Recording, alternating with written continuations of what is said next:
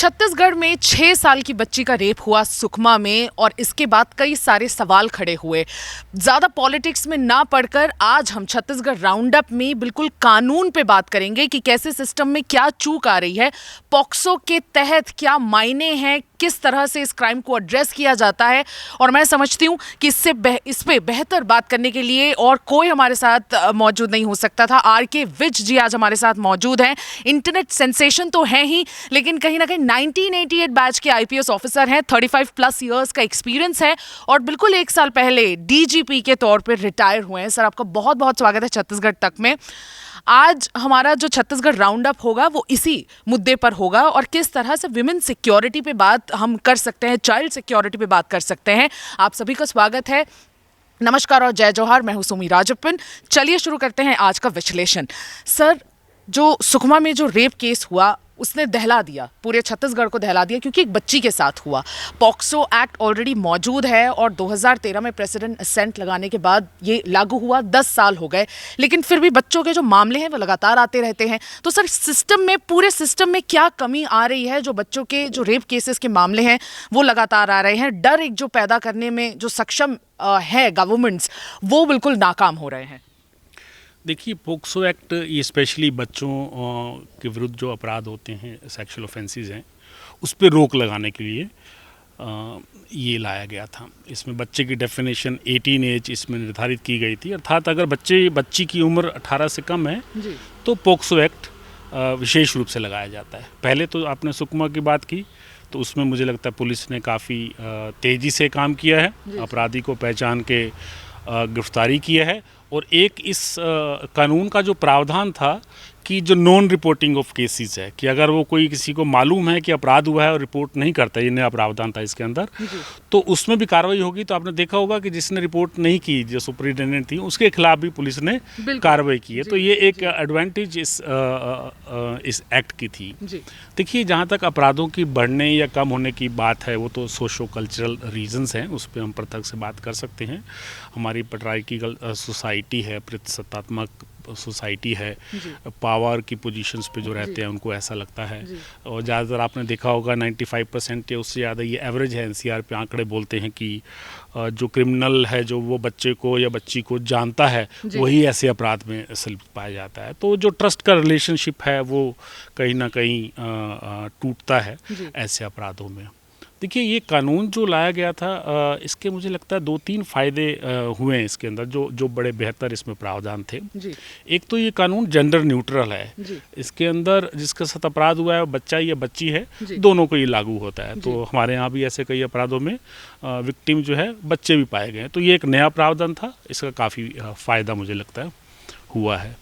दूसरा, इसमें जो अवेयरनेस है वो काफ़ी फैली है इससे, कि बच्चों के प्रकरण जो हैं वो एक विशेष कानून के तहत पंजीबद्ध किए जाते हैं। हालांकि इस कानून के आने के बाद आईपीसी, सीआरपीसी में जो चेंजेस लाने थे ताकि दोनों कानूनों में इनकन्सिस्टेंसी ना हो, दोनों एक जैसे, चाहे वो उसमें अपराध करने की जो सज़ा थी, जो प्रोसीजरल कुछ चेंजेस थे, वो सारे एक समान किए गए ताकि जो दोनों में कोई डिफरेंस ना रहे। सर, मेरा दूसरा सवाल भी यही है। आपने, सर, हमारा एक ऑफ द रिकॉर्ड डिस्कशन हो रहा था, आपने ये चीज़ स्पेसिफाई की कि सर सीआरपीसी में जब ऑलरेडी चीज़ें मेंशन थी तो पॉक्सो को अलग से लाने में क्या एग्जैक्टली फ़ायदा हुआ?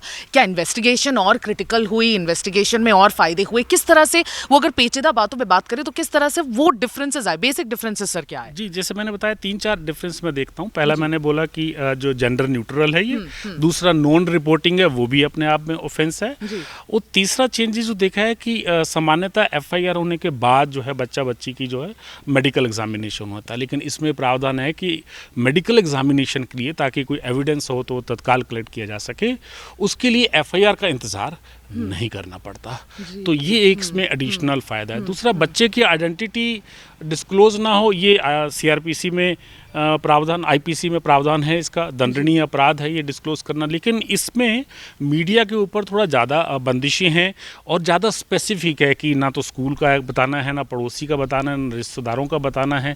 कोई भी चीज़ ऐसी नहीं बतानी है जिससे इनडायरेक्टली भी हम पता लगाएं कि बच्चा बच्ची कौन थी। तो ये कुछ एडिशनल इसके ऊपर कुछ ऑफेंसेस ऐसे थे, क्योंकि ये जो कानून बनाया गया था वो यूएन का जो हमारा कन्वेंशन था, राइट्स ऑफ द चाइल्ड, उसके आधार पर बनाया गया था। जी। तो कुछ ऐसे अपराध थे जो बहुत स्पष्ट पहले उसके अंदर नहीं थे, चाहे वो हरासमेंट के थे या सेक्सुअल असॉल्ट के थे। पहले जो 376 था उसकी डेफिनेशन अलग थी, उसके बाद बड़ी वाइड डेफिनेशन उसके अंदर इसकी हुई। तो ये चेंजेस जो हैं उस यूएन कन्वेंशंस के बाद आए थे। कई ऐसी नई चीज़ें, चाहे वो अपराध की डेफिनेशन थी व्यापक हुई, जो कन्फ्यूजन्स थे वो दूर हुए उसके अंदर, और चाहे कुछ नए प्रावधान जैसे मैंने बताए वो इसके अंदर लाए गए। सर, कंसेंशुअल सेक्स पे भी बात कर लेते हैं। सर, पॉक्सो के कुछ केसेस हैं जिसमें कंसेंशुअल सेक्स मानते हुए कई आरोपियों को रिहा कर दिया गया, उन्हें एक्विट कर दिया गया। आपने इस पे एक डिटेल्ड आर्टिकल लिखा है सर, उसके बारे में भी ज़रा आप हमें बताएं। देखिए, सामान्यतः दो प्रकार के प्रकरण पाए जाते हैं। एक है अगेंस्ट विल। तो अगेंस्ट विल जो ज़बरदस्ती की जाती है उसमें कोई कन्फ्यूज़न नहीं होता। उसमें जनरली जो विक्टिम है या अगर माइनर है तो पेरेंट्स उसकी रिपोर्ट करते हैं और उसमें एविडेंस भी पुख्ता होता है, और जनरली उसमें विक्टिम होस्टाइल नहीं होते हैं तो अलग बात है, पर उसके चांसेस कब रहते हैं अगेंस्ट विल अगर कोई बात हुई है, ज़बरदस्ती हुई है। लेकिन कई ऐसे प्रकरण हैं जहाँ कंसेंट रहती है। अब क्वेश्चन ये है कि पोक्सो में चाइल्ड को डिफाइन किया गया है कि 18 साल से कम, और उसका अर्थ ये है कि अगर उसकी कंसेंट है भी सही तो वो कानून उसको माने नहीं करेगी। रादर उसमें एक प्रिजम्पशन भी है, ये माना जाएगा कि जो अपराधी जिसने अपराध किया है वो एक क्रिमिनल मेंटेलिटी से किया गया है। तो जो प्रोसिक्यूटरिक्स है उसकी फेवर में प्रिजम्पशन है, तो ये प्रिजम्पशंस लागू होनी चाहिए। लेकिन हाल ही में देखा है, और कई प्रकरण ऐसे हैं इसमें हाई कोर्ट्स में पर्टिकुलरली अगर लोअर कोर्ट्स ने सज़ा भी दी है तो हाई कोर्ट्स द्वारा ऐसे केसेस में कन्विक्शन है तो एक्विटल किया गया है, या जो प्रोसीडिंग्स हैं जुडिशियल और एफआईआर उनको क्वैश किया गया है। तो एक प्रश्न बनता है कि एक पुलिस अधिकारी, इन्वेस्टिगेटिंग एजेंसी उसको जो डेफिनेशन दी कानून में उसको वैसा समझता है, उसको लागू करना है, उसको वो मना नहीं कर सकता। कोई बच्चा अगर 17-18 साल का गुम होता है, बच्ची गुम होती है, अपराध पंजीबद्ध करना लाजमी है किडनैपिंग का, और उसके बाद जो रिपोर्ट होती है उस तरह से कायम करना है। लेकिन अगर सभी प्रकरण ऐसे छोड़े जाते हैं तो एक जो बॉटम लाइन तय की पार्लियामेंट में जो लेजिस्लेचर ने कि 18 ईयर्स है, तो वो कहाँ तक हम लेके जाएंगे कानून में। तो वो ये थोड़ी चिंता जाहिर इसमें वाजिब है कि कहीं ना कहीं वो बाउंड्री जो है फिक्स होनी चाहिए। उस इंटरप्रिटेशन को हम कहाँ तक ले जाएंगे, कितने नीचे तक ले जाएंगे, क्योंकि जो बच्चे हैं वो उसके अंदर प्रिजम्पशन ही है कि वो उसके कॉन्सिक्वेंसेस अपराध के समझते नहीं हैं। बिल्कुल। कई माइनर गर्ल्स हैं जो प्रेग्नेंट हुई हैं, प्रेगनेंसी टर्मिनेट करनी पड़ी है। मुझे नहीं लगता 15, 16, 14 साल की लड़की प्रेग्नेंट होती है तो उसको कॉन्सिक्वेंसेस ऐसे जो सेक्सुअल ऑफेंसेस हैं उसके मालूम है। तो इसीलिए वो प्रिजम्पशन है।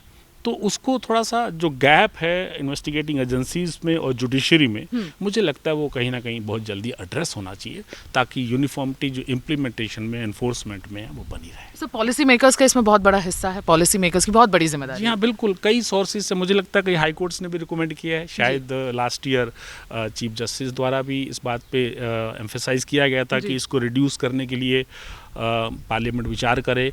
कई देश हैं, लगभग काफ़ी देश हैं जिनकी जो एज ऑफ कंसेंट है वो थोड़ी कम है, कईयों की 13 ईयर्स भी हैं, लेकिन जनरली एज ऑफ प्यूबर्टी मानी जाती है। तो कम से कम उस एज के अनुसार, या जो भी अभी सोशल चेंजेस कुछ हैं, सोशो कल्चरल चेंजेस आ रहे हैं समाज में, जल्दी अगर लगता है कि युवा होता है बच्चा, तो उसको ध्यान में रखते मुझे लगता है कुछ ना कुछ ऐसा एड्रेस करना चाहिए और उसके बाद डेडलाइंस कुछ फिक्स करनी चाहिए। बिल्कुल। कई ऐसे गैप्स हैं जो जुडिशरी और लॉ मेकर्स को मिल के सुधार लाने की ज़रूरत है इस पूरे सिस्टम में, और कहीं ना कहीं जो पॉक्सो के आने के बाद जो सिस्टम है वो बदला है। बच्चों की सिक्योरिटी में जो बढ़ोतरी और इन्वेस्टिगेशन है, वो सारी चीज़ें अब सही से होने के लिए जो सिस्टम लाया गया है वो बिल्कुल अपने आप में कारगर है। और इसी के चलते जो बच्चों से रिलेटेड क्राइम है, जो सब कई चैलेंजेस आ रहे थे, उनका भी सामना अब बखूबी से लॉ मेकर्स और पुलिसिंग बिल्कुल कर पाते हैं। आज के विश्लेषण में बस इतना ही। मुझे सुमी राजपुंगर और मेरे वीडियो जर्नलिस्ट राघवेंद्र पांडे को विदा दीजिए। कल हम फिर हाजिर होंगे एक नए विश्लेषण के साथ। बने रहिए छत्तीसगढ़ तक के साथ।